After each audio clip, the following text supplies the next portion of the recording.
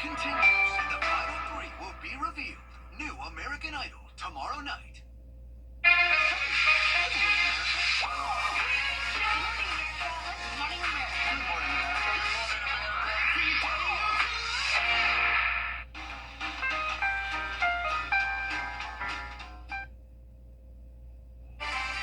if you thought the rain was over, we've got some news for you. We've got another round of some heavy rain tonight, and we're only getting started. I'll have details coming up.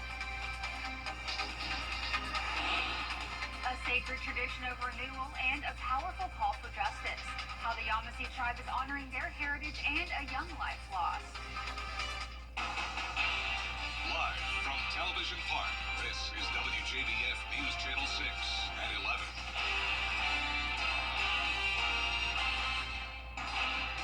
Good evening, I'm Hannah McDonald. Thank you for joining us. Coverage you can count on starts with a quick first check of the forecast with meteorologist Miller Hyatt.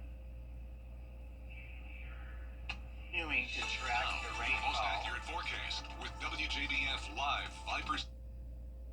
Track the rainfall here. Another round of the heavy stuff is pushing on in from our south here. Notice this large batch of yellows and reds. Thankfully, the severe threat has lessened, so we're not expecting severe weather. The bigger threat is going to be the flash flooding threat, where areas have already picked up to near 8 inches of rain, especially in Screven and Jenkins County here. We have some more heavy rainfall pushing towards Newington, Sylvania. You're going to get on the action, as well as Rocky Ford, some heavier stuff in Louisville as well.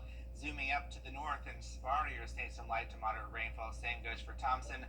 Augusta, we're sitting dry, but we're about to get that batch as we go into the overnight hours. So check out how much rain has fallen just within the past 24 hours. We're talking about 1.5 inches at the airport in Augusta, over 4 inches in Sylvania. But as we zoom in closer to the southern CSRA, you can see that over 8 inches has fallen just west of Newington, almost 7 inches in Sylvania, and a pair of 7 inches between Millen and Twin Cities. So we have a lot of rain already fallen and even more to go. So right now in Swainsboro, the rain is coming down at this hour. Temperature-wise, we're in the mid-60s. We have these winds coming out of the east, and that's bringing in all that moisture. So we have about a 90% to 100% chance of rain tonight, and then tomorrow we have another round. We also do have a threat of some severe weather. I'll have details on that coming up, Hannah. Thanks, Miller. The American Red Cross is helping a family after 2 house fires, one in Aiken County and one in Barnwell County. Both incidents occurred Sunday afternoon, one on Folk Street in Beach Island and the other on Old Charleston Highway in Barnwell. The Red Cross is helping 4 people total by providing financial assistance for immediate needs such as food, clothing, and shelter, along with referrals to other needed resources. The Red Cross says home fires are the country's most common disaster, and you usually only have just 2 minutes to get out. If you would like to donate, you can find more information at the website on your screen. Well, now in Allendale this weekend, a Native community is celebrating their new year and honoring one of their own. Ricky Jones. The Salvation Army is partnering with Escape Outdoors to help the community beat the heat. The Salvation Army, along with Escape Outdoors, is taking donations of water bottles and fans to help those in our community with the upcoming summer months. An official with the Salvation Army says that they want to let people know that if anyone does not have any extra money to have your AC on all day, they will have plenty of fans by the end of the month for anyone who needs them. Not only for our clients that stay here at the Center of Hope, but just for the community in general, especially those who are struggling with homelessness. A lot of us take for granted that we can just go and get a bottle of water, but there's a lot of people that don't have safe drinking water, and we want to make sure that we are a lifeline for them to come here and get clean, safe water. If you wish to donate any of these items, you can drop them off at the Escape Outdoors locations or the Salvation Army.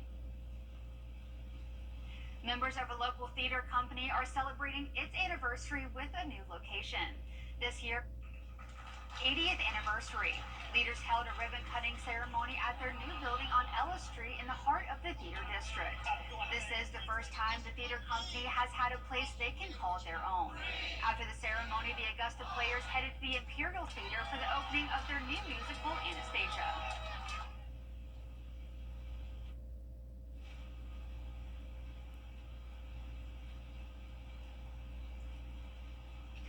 Saturday morning, a 52-year-old man was found dead in a wallaby and kangaroo enclosure in South Carolina. The owner of Five Star Farm told reporters he does not believe one of their kangaroos attacked and killed his brother late Friday night. Robert Slate says he found his brother Eric on the ground inside the farm's kangaroo and wallaby enclosure. Skylar Music has more. Robert Slate says Eric formed a bond with Jack, a 4-year-old kangaroo, in just 2 weeks. Slate says he doesn't know how his brother died, but he thinks the last thing he did is what he loved most, caring for animals. Myself and my mother, we know that Eric's wishes would have been Jack stay here and declare Jack's name. It's not about what went wrong and what went right. It's about now taking care of Jack. Robert says he found Eric on the ground in the farm's kangaroo and wallaby enclosure around 11 Friday night. The Horry County Coroner's Office told News 13 Saturday Eric had, quote, blunt injuries. But Robert says Eric only had some lesions and scratches. Robert says officials found one spot of blood on Jack, but they don't yet know whose blood it was. He also says Eric complained of chest pains weeks before. Robert and his mother think Eric may have died of health issues while checking on the animals, but they don't think Jack intentionally hurt Eric or killed him. He'll come up to you, eat out of your hand, and want attention once you scratch his neck. He will, kangaroo tendencies. He wants to play, and he wants to stand up on his tail to show dominance. That is the kangaroo trend. But, I mean, aggressiveness, I don't see it. Horry County didn't see it, or he wouldn't be here. Horry County Councilman Mark Causey, whose district includes Five Star Farm, told News 13 Saturday night Eric had a history of playing rough with kangaroos. Robert and Five Star Farm employees who helped train Eric told us this isn't true. Robert says he asked Causey who he heard that from, and Causey said he would follow up with Robert another time. Eric could scratch his belly, Jack would scratch Jack's belly.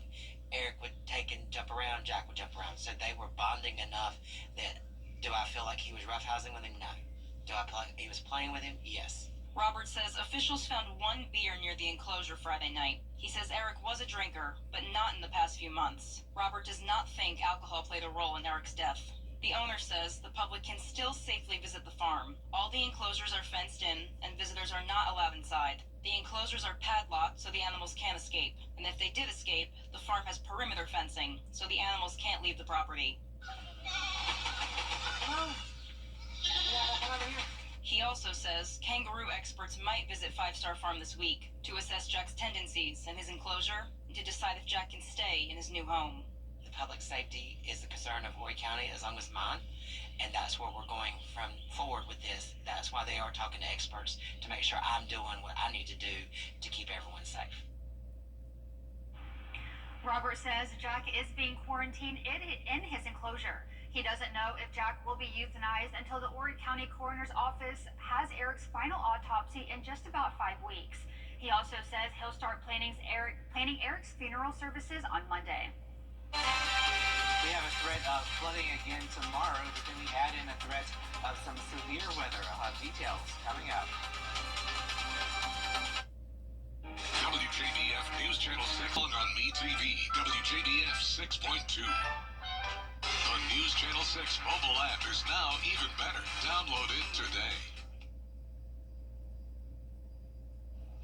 Now, your most accurate forecast with WJBF Live Viper 6. It's been a wet and stormy Sunday, and it's going to continue to be that way as we head into the first half of the new week. So, speaking of wet, we're all seeing this rain now pushing back in after many of us saw a little bit of a break from the action this evening, but it's not going to stay like that for very long. So, zooming in closer, we have some moderate downpours in Sylvania, pushing into Allendale, also some rain in Millen, Waynesboro, and this is all pushing into the Augusta metro here. We have some light rain now starting to fall. If you're driving on I-20, definitely is a soggy commute, that's for sure. So Washington Road, we've got some wet roadways from all the rain that we picked up today, and it was torrential rain at times, especially around the 6 o'clock hour when we were on here for the 6 o'clock news. So 66 degrees right now. We're starting to see some light rainfall, east-northeast wind at 5, dew point of 64.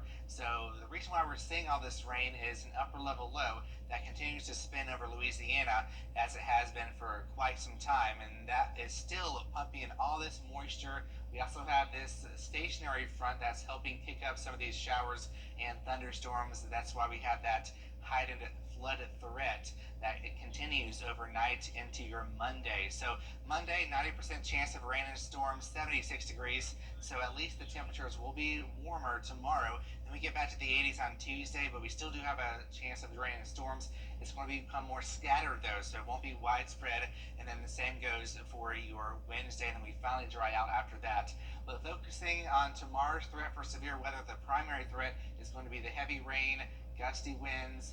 Secondary threat, we can't rule out an isolated, weak, brief tornado. However, the big threat that we're really going to keep a close eye on is the flooding threat. Through the entire region, we have a slight risk, which is 20 to 30% chance of seeing flash flooding. So just make sure to stay weather aware. And remember, if you're encountering flooded roadways, turn around, don't drown. So looking at Futurecast here, timing out the next several hours. 1 a.m. tonight, we're seeing the rain continue to push on through, maybe a few breaks as you wake up on Monday, but have the rain gear. And then by 11:30, you'll notice that we have some supercell-like cells here that kind of make a hook, and that indicates we could see some rotation, isolated tornado possible.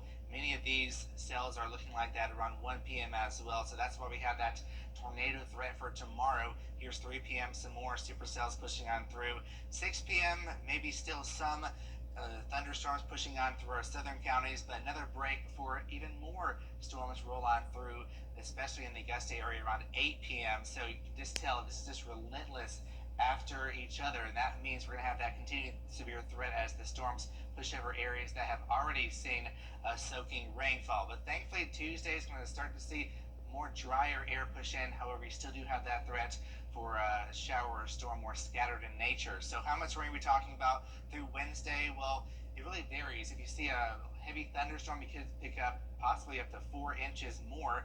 And if you don't see a thunderstorm, maybe up to an inch or so. Just make sure that you're staying weather aware because we do have a lot of rain to go. Thankfully, we're drying out Thursday before another round arrives for next weekend. So for tonight, temps in the mid-60s with storms likely. Tomorrow, thunderstorms likely again. Temperatures in the mid to upper 70s with that threat of flooding and severe storms. And then your 10-day forecast looks like this. We've got finally a break from this wet pattern on Thursday and Friday before the pattern becomes more active once again next weekend into the following weekend. Well, at least we have 2 days break of rain. Yes, that is positive. After many days Yes. of rain and hot weather, we get a little bit of a break. We had 93 degrees Friday. I forgot to say that. Yeah, very hot. Yes. Very hot. Well, a mother's legacy, a daughter's calling. How firefighting became the family business next. You ever wonder about your drinking water? If you know a deserving recipient, visit WJBF.com and fill out the nomination form.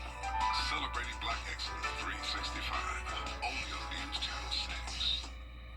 To get the weather, you need to see the whole picture. That's why Live Fiber 6 gives you the Skyview network. Get a live view of traffic and weather from all over the CSRA. Available online 24 hours a day at WJBF.com and the free Live Fiber 6 mobile app. The WJBF Live Fiber 6 Skyview network. Powered by Terry Lambert Hyundai. Low prices, big selection, and committed to quality customer service.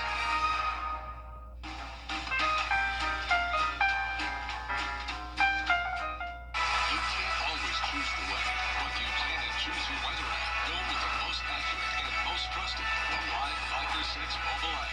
Download it today. Well, today is Mother's Day, and it's only fitting that we bring you the story of a mother-daughter duo whose love for their job could not be extinguished. Station 6 in Columbus, Georgia looks like a regular fire station. But when you take a deeper look, you'll find Paris Rosado, who followed in her mother's footsteps. I've been with the department 20 years. It started with my dad. He retired after 30 years. As an adult, I expressed my interest to my dad, and, he was much of an encourager for me. Angie says as much as she loved fighting fires, the demands of the job were challenging as a mother of 4. I questioned what I was capable of, because you struggle with the challenges of not spending enough time with your children and spending too much time on this, and you feel kind of selfish, I think. At those times when I felt like that, I would call my dad, and he was he would keep encouraging me, keep working hard and don't stop. It's going to be worth it in the end. And so now is the best decision of my life. Little did Angie know her daughter Paris would turn her struggle into inspiration. She was a single mother at the time. I feel like the struggles that she faced has molded her into the woman that she is today. And she is my number one role model for sure. Paris says coming into the fire station was very familiar as she grew up in a house full of brothers. I don't think they really took it that seriously. They kind of laughed it off. They didn't expect me to follow my mom into this position, but I did. It's definitely cool being able to say that I'm the firefighter of all my brothers. Paris has been a firefighter for nearly 3 years. Angie says she remembers the feeling when she got the news that Paris had fought her first fire. You are concerned about him. But it goes back to saying I have so much faith in her as a person, and I know her so well that I know she's going to be okay. Life is hard. Life is dangerous sometimes, but that can't stop us from wanting to pursue our dreams. Well, it's time to talk NCAA softball tournament, and we've got a couple of area teams that now know who they'll face in the NCAA regionals. We'll tell you about it next in sports. What's for up to $1 off per gallon at the pump? Kroger, fresh for everyone.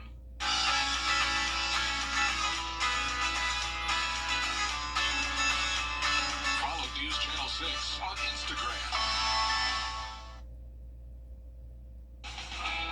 Now, WJBF sports coverage you can count on. Regular seasons for both the South Carolina and Clemson softball teams. We now know who each team will play as NCAA tournament play begins. For the 25th time in program history, the South Carolina Gamecocks received a bid to the NCAA tournament. They'll host the Columbia Regional May 16th through 18th at Carolina Softball Stadium. The Gamecocks earned their first national top 8 seed in modern program history. They'll take on Elon Friday in the opening round at 5:30 p.m. Meanwhile, the ACC champion Clemson Tigers, they're going to host an NCAA regional for the third time in the last 4 years with the top seed. They're going to face USC Upstate Friday at 4:30 p.m. Also, the Georgia Bulldogs in a regional with Duke, Coastal Carolina, and Howard. The Dogs will play Coastal Carolina on Friday. Speaking of the Bulldogs in baseball, they were able to get 2 in against the Crimson Tide, but that's because the Sunday doubleheader was played in Tuscaloosa, where the weather was not much issue. Dogs dropped both games, though, with the Crimson Tide. First was a 9-3 loss, and the second a 5-4 decision. They'll have a few days of rest before returning home to Foley Field to take on Texas A&M in a 3-game series that starts Thursday with a 6 p.m. first pitch. And the Aggies will be trying to break a 2-game skid. We'll stick with college baseball here. The 6th-ranked Clemson Tigers could not solve the Duke Blue Devils Sunday on Senior Day. Duke benefited from a pair of homers, including a 2-run shot that helped break things open for the Blue Devils. Clemson loses 8-4 Sunday afternoon after winning Game 1 on Friday. The Tigers gave up a total of 18 runs and 2 consecutive losses to Duke. Clemson will now take its show on the road to start a 3-game stand at Pitt, which will be the final regular season conference series for both teams starting Thursday. And the Atlanta Braves, after finally getting to the 500 mark a couple of games ago, wanting to take a step or 2 beyond that, and well, they ended up taking a couple steps back. Atlanta got edged by the Pittsburgh Pirates by just 1 run for the 3rd straight game, losing 4-3 on Sunday afternoon. Pirates took a 3-0 lead after a 3-run bottom 5th. Atlanta would counter with a 3-run top 8 that tied the game, but Joey Bart's infield single in the bottom of the 9th drove home the final run, securing the team's win. Atlanta also lost its first 2 with the Pirates by a score of 3-2. They'll return home to face the Washington Nationals Monday at 7:15 p.m.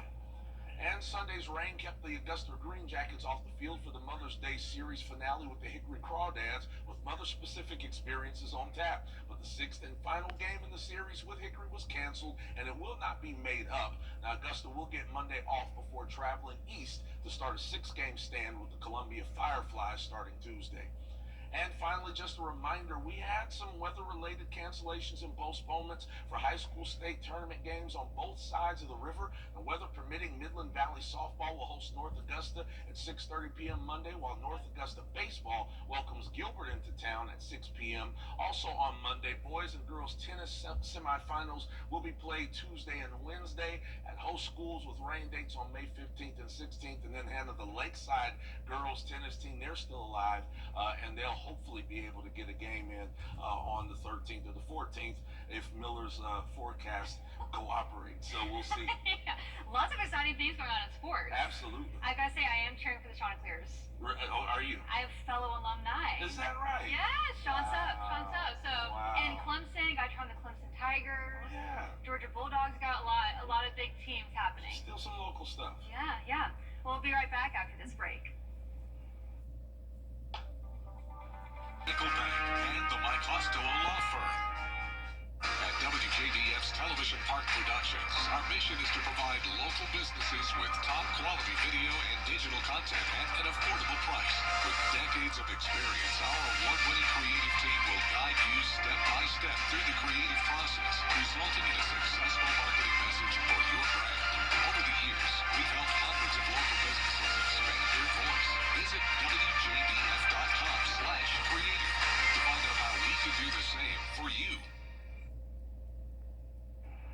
Well, here's another Mother's Day story for you. Jeff Miles recently joined his mom, Captain Michelle Miles, aboard a Boeing 737 from Seattle to Maui as the first mother and son team to pilot together for Alaska Airlines.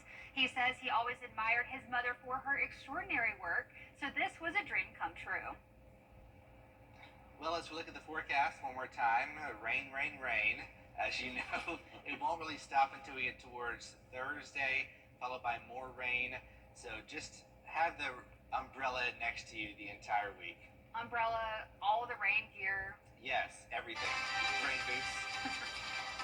Well, tune in to Good Morning Augusta for all the news. You can catch us on anytime on WJBF.com.